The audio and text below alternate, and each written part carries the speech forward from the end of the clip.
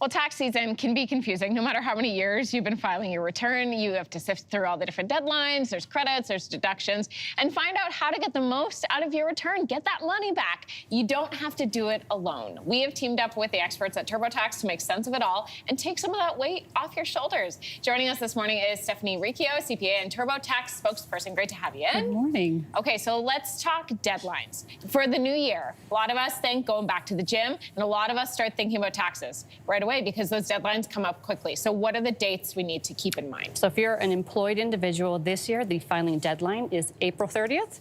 If you are self-employed or have a spouse that's self-employed, you can file by June 16th. But if you have a balance owing, it should be paid by April 30th as well to avoid penalties and interest. And just around the corner for anyone who wants to contribute to their RRSP or a spousal RRSP, the deadline this year is March 3rd. Yeah, and then it depends with your employer when you're getting your T4 if you are employed, but typically it's like around now-ish. Yes. It seems to be. Let's talk RRSPs. So if you are contributing to a registered retirement savings plan, how can you maximize those benefits come tax season? So first, acknowledging the way that it works. If you make an RRSP contribution, you get to take a tax deduction, which reduces your taxable income, which reduces your income tax payable. And you don't pay tax on that amount until you withdraw it from your RRSP, so you get a tax deferral. Now, what's really important to know is what is your annual contribution room and what is the CRA limit? And it's really important to know this because if you over-contribute, you will be subjected to a penalty.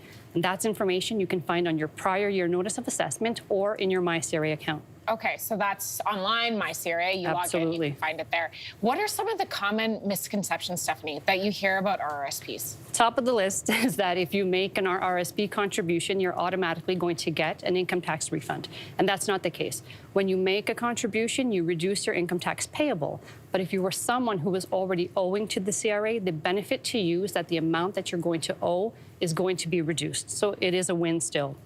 The other common misconception is that you can contribute to an RRSP until the end of time, and that's not true. You have until December 31st of the year you turn 71 to contribute. Oh, I did not know that. Yes. New facts for us this morning. So December 31st of the year you turn 71, that's it. It's done for you. Yes.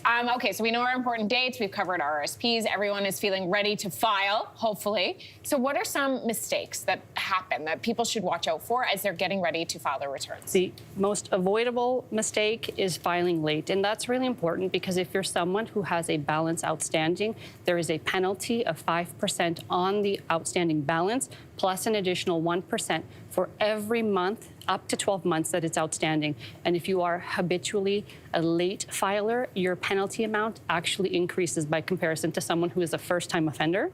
Yes.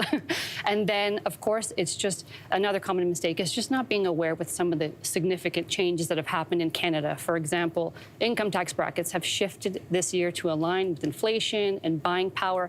But knowing that's really important because you want to make the right contribution, for example, to your RRSP. And so knowing what the brackets are will help you make the right decisions to maximize your return. Now, we also acknowledge that, of course, it's a lot to try to remember, but that's where a solution like TurboTax will help you. And, of course, if you still feel like you want that human touch, you want to ask someone a question, you can switch to TurboTax Assist and Review and work with a tax expert who has an average of 10 years experience. I will say, as someone who initially filed on our own and then switched to using a service, you find deductions that you didn't know were there, and that's money in your pocket. Absolutely, and there's no better time than now to want those dollars in your own pocket. Stephanie, thank you so much for coming in. Thank you. If you like that video, make sure to subscribe to the Your Morning YouTube feed, where you can find all kinds of new content posted every weekday morning.